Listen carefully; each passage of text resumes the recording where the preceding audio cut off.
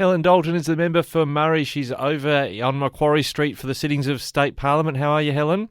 I'm very well, thank you. And what's the mood over there in Sydney? Is there a little bit of down in the doldrums on the coalition side about how things went at the by-elections on the weekend? Look, I haven't seen hide nor hair of the coalition at the moment. I know we had Macquarie Street had a nurses' rally there, and not one of them attended that. So, but the by-election results in New South Wales could be a bit of a game changer, I think, and it means that the New South Wales government will need to support. They'll need the support from the crossbench, and we could really get some important bills passed now. And when you talk about, I guess, the hand that the crossbench has been dealt by those by-elections, they're still counting in Bega, but it does look like that might fall Labor's way for the first time. I mean, what does that say about the Liberal Party's record in a country seat?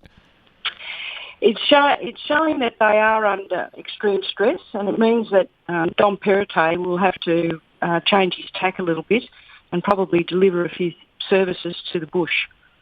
And what about in relation to your own future? You'd mentioned these by-elections last time we spoke could be formative in terms of whether you have a run at federal politics in the seat of Farrer. I mean, if Labor picks up Bega, which looks like it will, it gives you a bit more of a reason to stick around in state politics to advocate for local people?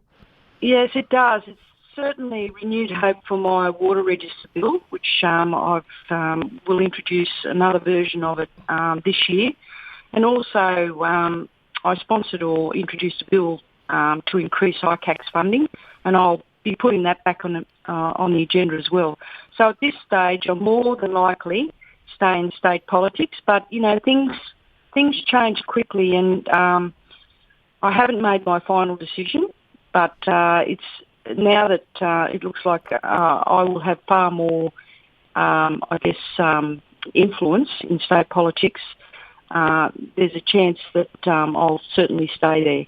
Well, I think as John Howard with his Lazarus with a triple bypass comment pointed out, you never say never in politics. But when it comes to the nurses' protests you mentioned regarding what happened on Tuesday, they're protesting despite being ordered not to by the industrial regulator. But that shows that they're pretty fired up about their concerns. There were thousands of people in Macquarie Street marching. They bust in from different areas, and they were certainly absolutely fired up. I thought it was a bit rich that the New South Wales government criticised the nurses' strike, saying it puts public safety at risk, when really the New South Wales government has been putting public safety at risk for years by underfunding our rural hospitals. So we want to have proper staff to patient ratios. We want the staff to be well remunerated. We know that a lot of nurses are leaving the industry and they're getting jobs in either Victoria or Queensland because they're better looked after, better pay, and recognised by their state government. So the New South Wales government really does have to lift their game, and I think enough is enough. They indicated today in Macquarie Street that they would continue to have strikes, and that would be the last thing that they want to do. They're in the caring profession, and really we should have a ticket day parade and recognising all the work that they've done through COVID under trying conditions, and also the fact that they have kept the hospitals running even though they've been short-staffed. So New South Wales government really does have to change tack and try and support the nurses by having a better nurse-to-patient ratio and by improving their salaries and conditions. Well, speaking of ticker tape parades or positive public sentiment, I think the last time the Prime Minister Scott Morrison was at the Press Club, he spoke in glowing terms about the nation's mental health professionals and how people had held up statistically on that very difficult topic of suicide all over Australia through the pandemic. You've got a bit to say this week in State Parliament about the mental health situation in New South Wales. Oh, for sure. Despite the spate of youth suicides in areas such as Griffith and Hay, the New South Wales government is refusing to fund counsellors in our schools. So that would be a first step, is to have 2 counsellors, and this was a promise that the former Premier Gladys Berejiklian made, 2 counsellors in every high school, and even the primary schools also need counsellors. And they say it's too hard to get professionals into regional areas. But we know that it's about poor pay and poor conditions.